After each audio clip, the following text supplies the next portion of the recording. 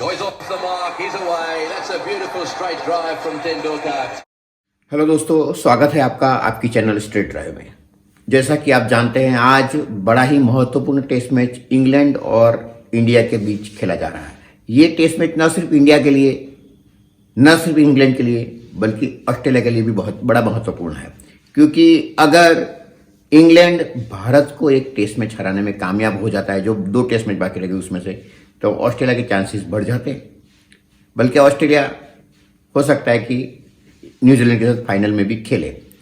लेकिन पहले दिन के बाद, तीसरे टेस्ट मैच के पहले दिन के बाद, हालांकि टॉस इंडिया ने जरूर हारा, लेकिन किसी भी हाल में ये मैच को हारना गवारा नहीं है भारत के लिए।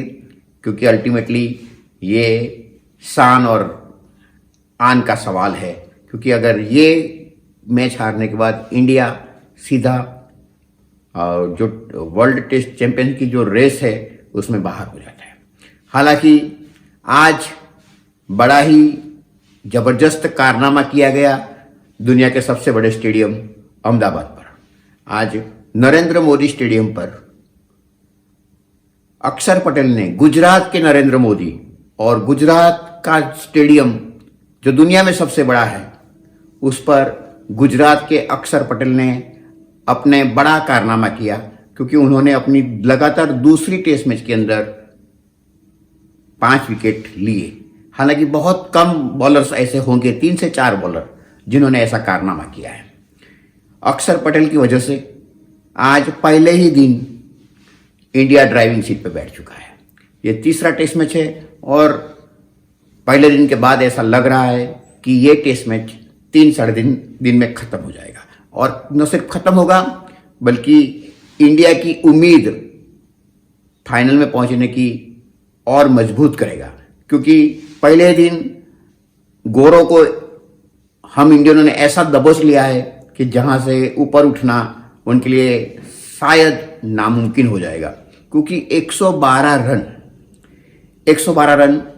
1986 के बाद, 1986 के बाद इंडिया कभी भी अंग्रेजों को इतने कम स्कोर पे आउट करने के लिए काबिल नहीं हुई थी। लेकिन आज बड़ी ही काबिल गेंदबाजी की थी अक्षर पटेल ने। नपीतुली गेंदबाजी हम पहले से कहते आ रहे हैं, मशीन की एक्यूरेसी गेंदबाजी करते हैं, और विकेट ने भी अपना रंग दिखाया। और पहले ही दिन में जब स्पिनर 11 विकेट ले लेते हैं, तो समझ लीजिए कि ये तीसरे दिन पर, चौथे दिन पर ये कैसे खेल खेलेगा। और पिच को पढ़ने में इंग्लैंड की मैनेजमेंट नाकाम साबित हुई है। क्योंकि जहां कम से कम 2 स्पिनर चाहिए थे, वहां उन्होंने एक ही स्पेशल स्पिनर को रखा है। और तो उनका ये जो पिच को गलत तरीके से रीड किया, वो उनको लगता है कि पहले ही दिन ये टेस्ट मैच से ले डूबा है। इंडिया ने 3 स्पिनर खिलाए और वॉशिंगटन सुंदर का तो इस्तेमाल भी नहीं हुआ, क्योंकि जरूरत ही नहीं पड़ी। अक्षर पटेल और अश्विन ने, तो अश्विन पटेल ने, रविचंद्र अश्विन और अक्षर पटेल ने ऐसी गेंदबाजी की कि जैसे लगा कि ये पहला दिन नहीं है टेस्ट मैच का, ये आखिरी दिन है और गोरे छटपटा रहे हैं स्पिन के जादूगरी से बचने के लिए। तो यहां पे गेंद, उनके लक्षण ऐसे दिखते हैं कि ये गेंद घूमेगी, लेकिन गेंद घूम नहीं रही है। इसलिए अक्सर बड़े बड़े बैट्समैन भी उनको रीड करने में, उनको पढ़ने में नाकाम साबित हुए और एलबीडब्ल्यू या फिर बोल्ड आउट हुए। तो तारीफ तो करनी पड़ेगी रविचंद्र अश्विन की भी, क्योंकि वो हमेशा लाजवाब रहे और अकॉर्डिंग टू उन्होंने जो अपनी प्रतिष्ठा है उनके अनुरूप ये पिच के ऊपर गेंदबाजी की। और फिरकी के चक्कर में गोरे फंस तो गए हैं और हमारे भी 99 रन हुए। तो 99 रन, और 99 से बात आती है आज 100वां टेस्ट मैच था ईशांत शर्मा का, और पहला ही विकेट बहुत जल्द उन्होंने लिया। तो एक अच्छी बात होती है कि 100वां टेस्ट मैच हो, पहला दिन हो, और पहले दूसरे तीसरे ओवर के अंदर ही आपको पहला विकेट मिल जाता है। तो उनके लिए भी एक यादगार मैच, इतने बड़े स्टेडियम पर वो अपना 100वां टेस्ट मैच खेल रहे हैं। और ऐसा बॉलर, मीडियम पेसर या फास्ट बॉलर इंडिया में सिर्फ ये दूसरे हैं।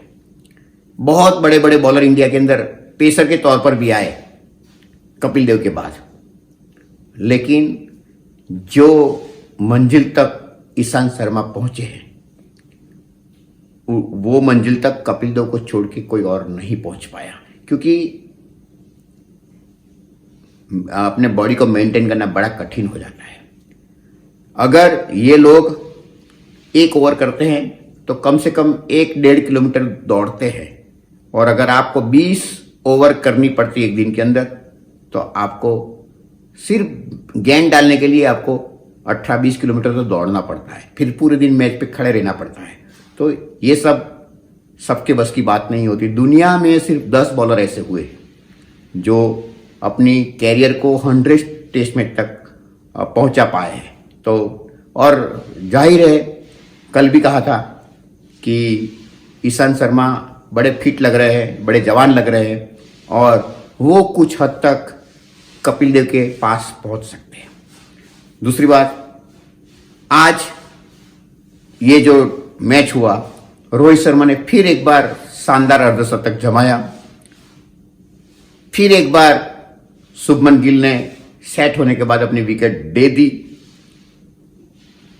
कोहली को जीवतदान मिला, फिर भी वो एक स्पिन को पढ़ नहीं पाए और खेलना चाहते थे जैसे कि गेंद स्पिन होगी, टर्न हुई नहीं, और बल्ले के अंदरूनी किनारे को लेकर स्टंप के ऊपर जाएगी।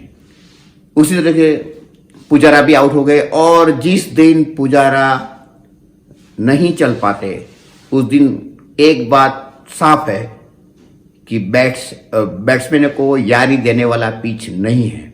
हालांकि जो भी हुआ हो, मैच इंडिया की फेवर में है। आज सबके सब सेशन, तीनों सेशन इंडिया के पक्ष में रहे, और ये टेस्ट मैच लगता है कि फिर एक बार कह रहा हूं 3-3.5 दिन में खत्म होगा। इंडिया उसको जरूर जीत लेगा, और उसके बाद चौथा टेस्ट मैच हम जीते ना जीते सिर्फ ड्रॉ में ले जाना होगा।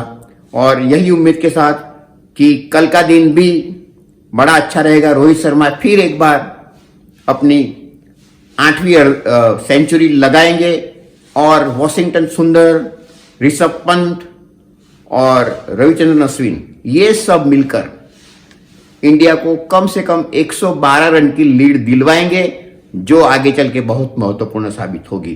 तो इसी के साथ मैं आज का शो खत्म करता हूं। आज आपने हमारा शो देखा, हमारे शो को आप जरूर सपोर्ट कीजिए, कमेंट कीजिए, अपने दोस्तों को शेयर करें, और लाइक करना ना भूलें, और सब्सक्राइब तो जरूर कीजिए। जय हिंद।